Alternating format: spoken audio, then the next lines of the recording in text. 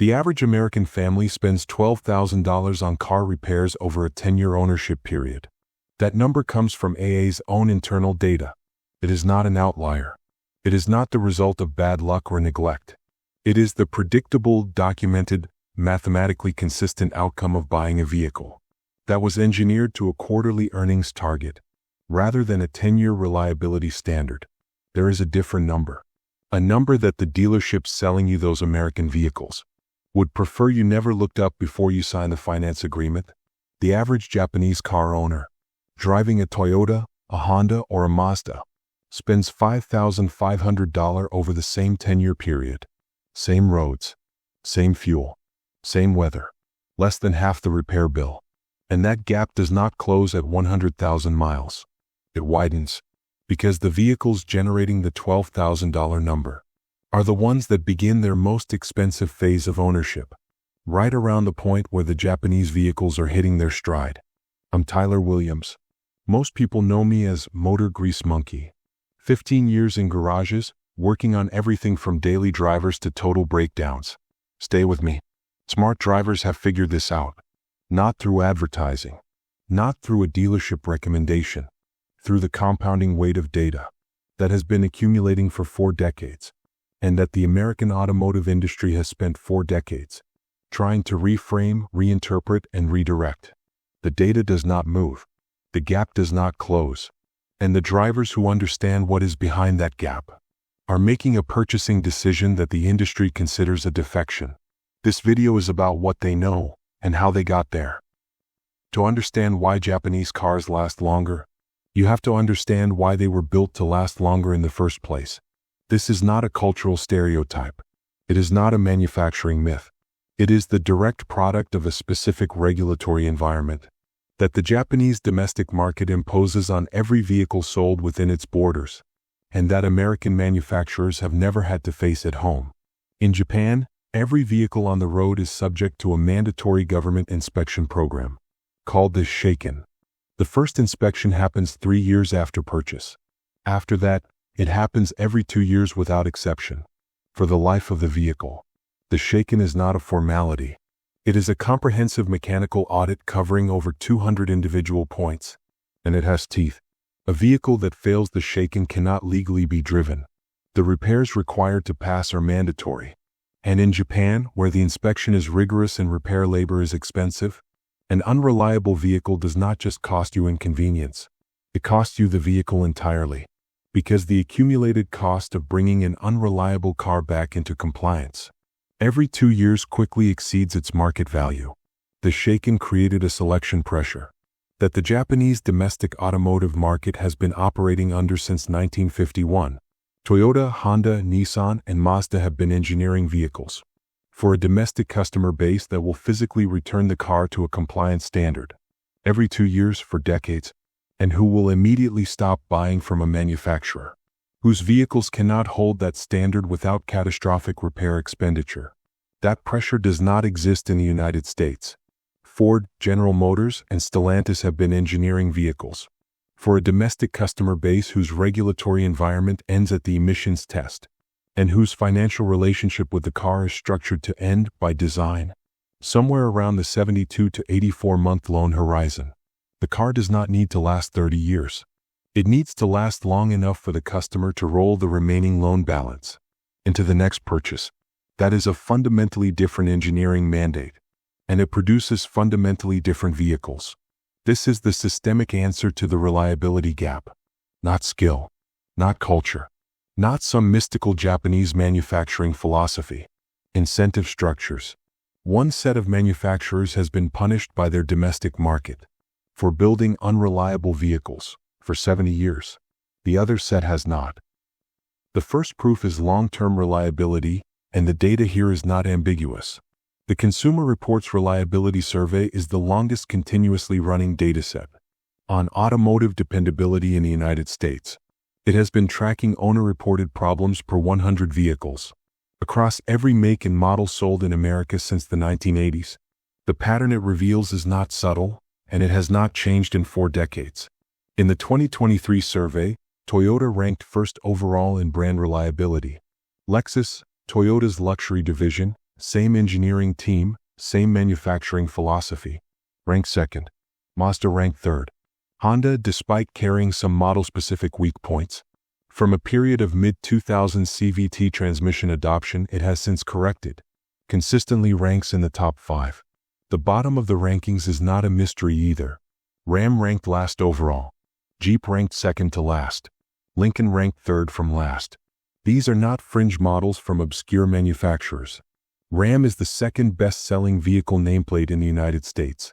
Jeep's Grand Cherokee is one of the highest volume SUVs in the country. Americans are buying the least reliable vehicles on the market, in the largest numbers, in part because the marketing budgets behind those vehicles dwarf the marketing budgets behind the vehicles that would actually serve them. J.D. Power's Vehicle Dependability Study specifically tracks problems per 100 vehicles. At the 3-year ownership mark, the point at which warranty coverage is typically expiring, and the financial exposure shifts entirely to the owner, it tells the same story. Lexus and Toyota lead.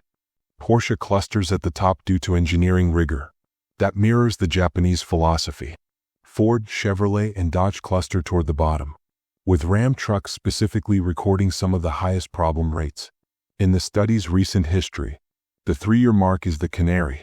It is the point at which the design decisions made to hit a cost target, or a launch date or a quarterly production number, begin to materialize as owner-paid repair bills. Japanese manufacturers produce vehicles that arrive at the 3-year mark, in better condition than American manufacturers produce vehicles that arrive at 6 months. The data goes further back than surveys. IC Cars, an automotive research firm that tracks real-world vehicle longevity, through registration data, publishes annual studies on which vehicles are most likely to reach 200,000 miles still in active use. In their most recent analysis, Toyota Land Cruiser came first, at 19.8% of all examples reaching 200,000 miles. Toyota Sequoia came second. Toyota Tundra came third.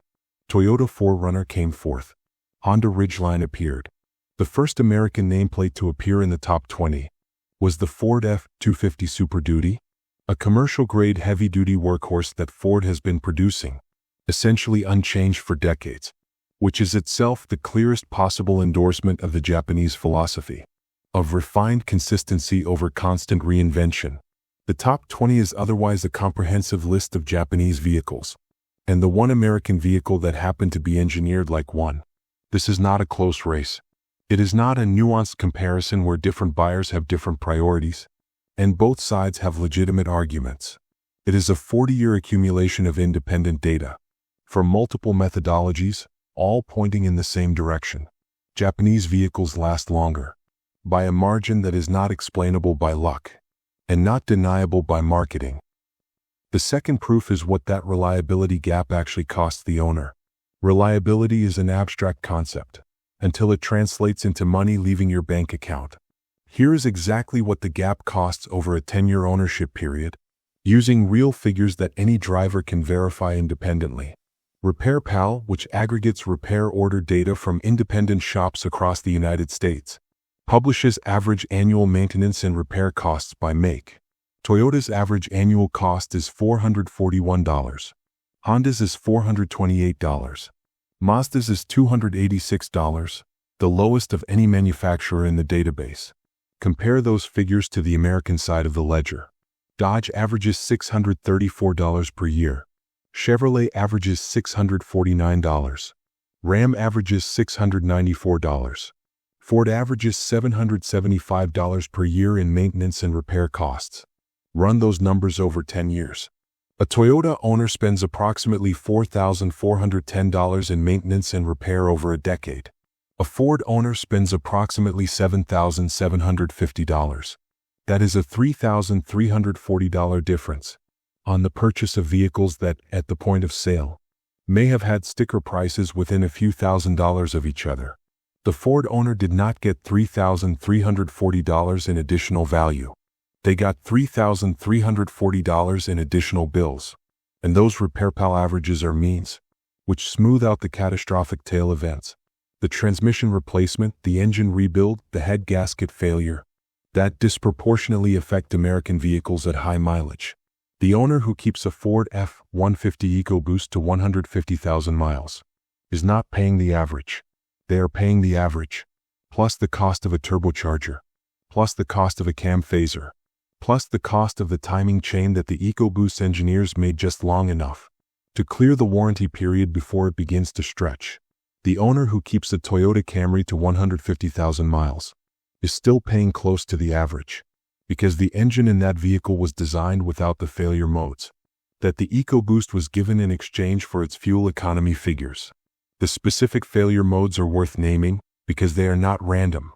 They are the predictable consequences of specific engineering decisions made to hit specific targets that had nothing to do with the owner's long-term experience. GM's active fuel management cylinder deactivation system, standard on millions of Silverado and Sierra trucks, collapses lifters at a rate and at a mileage that has generated a class action lawsuit, an enormous aftermarket delete kit industry, and a documented pattern of engine failures beginning at precisely the mileage where the powertrain warranty has expired. Stellantis' 9-speed automatic transmission, fitted to Jeep Grand Cherokee, Ram 1500, and Chrysler Pacifica models, across hundreds of thousands of vehicles, has generated over 10 years of owner complaints, technical service bulletins, and legal action related to harsh shifts, hesitation, and outright failure. The EcoBoost V6 cam phaser failures are the consequence of using variable valve timing hardware at a cost point that prioritizes the sale price over the service life. These are not manufacturing defects in the conventional sense. They are the outcome of engineering decisions made in the context of a system that does not penalize a manufacturer for a failure that occurs 3 years after the sale. The Shaken would have penalized them. The American market did not. And so the failures continued, generation after generation, with the costs transferred entirely to the owner. At the precise moment the warranty paperwork expired. Japanese manufacturers are not immune to engineering problems. Honda's CVT transmissions of the mid-2000s had documented failure rates that the company addressed through redesign. Certain Toyota components from the early 2010s generated recalls. These failures exist. What distinguishes them from the American failure catalog is that they are exceptions, events that generated internal urgency, because they conflicted with an engineering culture that treats long-term reliability as the primary deliverable. The AFM lifter collapses, the 9-speed transmission problems, the cam phaser failures. These are not exceptions to the American engineering culture. They are consistent with a system that treats reliability as a line item, to be balanced against cost, launch timing, and feature content, and that has no Shaken waiting at the 3-year mark to impose consequences. The third proof is the one that makes the argument impossible to dismiss, because it is not generated by surveys or researchers or consumer advocates. It is generated by the open market, by hundreds of thousands of individual buyers making individual purchasing decisions, based on their own accumulated experience and their own assessment of risk. That proof is residual value. A 2020 Toyota Camry purchased new for $26,000 is worth approximately $19,000 in the used market today. That is a 5-year depreciation of roughly 27%. A 2020 Chevrolet Malibu, purchased new at a comparable price point, is worth approximately $11,000 today. That is a 5-year depreciation of roughly 58%. The market has repriced those two vehicles based on its collective understanding of what they are likely to cost their next owner over the following 5 years. The Camry retains value because the used car buyer understands, consciously or not, that a high-mileage Camry is an asset. The Malibu loses value because the used car market understands that a high-mileage Malibu is a liability. That repricing is not sentiment. It is risk-adjusted pricing, performed by millions of buyers over decades, and it has produced a consistent premium for Japanese vehicles that has not moved in 40 years. The Toyota 4Runner is the most extreme current example of this dynamic. A 2015 4Runner purchased new for approximately $34,000 is currently selling in the used market for between $32,000 and $38,000. A 10-year-old vehicle that has not depreciated. In some trim levels it has appreciated. This is not a collector car phenomenon. It is not driven by scarcity or nostalgia. It is driven by the fact that the used car market has correctly identified the 4Runner as a vehicle with a known, documented, decades-long track record of running past 300,000 miles on original mechanical components. The buyer paying $35,000 for a 10-year-old 4Runner is not paying for what the vehicle was. They are paying for what they know it will still do for the next 100,000 miles. That knowledge has a price. The market has set it. Compare this to the depreciation curve of any American full-size SUV in the same period. A 2015 Chevrolet Suburban purchased new for approximately $52,000 is currently worth between $22,000 and $26,000, a 10-year depreciation of over 50%. The Suburban is a larger, more expensive vehicle with a more powerful engine and more interior space. By every feature specification, it should command a premium. Instead, it commands a discount because the used car market is not buying feature specifications. It is buying probability distributions of future repair costs. And those distributions, accumulated over 10 years of ownership data and hundreds of thousands of examples, tell a story that no dealership advertising budget can override. Here is what this means in practice for the driver making the purchasing decision today. A driver who buys a new Toyota Camry for $28,000, drives it for 10 years and sells it in the used market, will recover approximately $14,000 to $16,000 from the sale. Their net cost of ownership, before accounting for fuel and the lower annual maintenance expenditure, is $12,000 to $14,000 over 10 years. A driver who buys a comparable American sedan at the same sticker price, drives it for 10 years and sells it in the used market, will recover approximately $6,000 to $8,000 against a maintenance expenditure that has already run thousands of dollars higher. The gap in total 10-year cost of ownership between those two purchasing decisions, same price at the point of sale, same category of vehicle, same 10-year horizon, is between $10,000 and $15,000. That is not a rounding error. That is a down payment on the next vehicle, and it compounds with every subsequent purchasing decision made without accounting for it. Smart drivers have done this calculation, not all of them consciously, but the data on what they are actually buying, revealed in used car transaction prices, residual value curves, and 10-year registration survival rates, shows a consistent decades-long pattern of informed migration from the American automotive value proposition toward the Japanese one, not because of badge loyalty, not because of aesthetics or national sentiment, because the numbers do not lie. And 40 years of numbers have been saying the same thing, in the same direction, with the same consistency. The car on the dealer lot with the American nameplate, the aggressive financing offer, the feature list that reads like a consumer electronics catalog, is optimized for one transaction. The transaction happening today, in this showroom, between this buyer and this finance manager. What happens to that car in year 4, in year 7, in year 10? That is not the manufacturer's problem. The loan has been sold. The warranty has expired. The buyer is back in the showroom, upside down on the trade-in, rolling the deficit into the next purchase. The cycle completes. The revenue continues. The owner absorbs every dollar of the gap between what the vehicle was sold as and what it actually cost to own. The Japanese vehicle sitting on the lot next to it was engineered under a different mandate, engineered for a domestic customer who will bring it back to a government inspection bay in 3 years and in 5 years and in 7 years, and whose continued loyalty to the brand depends on it passing each time, without financial catastrophe. That mandate does not disappear when the vehicle crosses the Pacific. The engineering stays. The reliability stays. The resale value stays. The only thing that changes is the service manual, and what was taken out of that document before it reached Western markets is a separate investigation that this channel has already begun and will continue.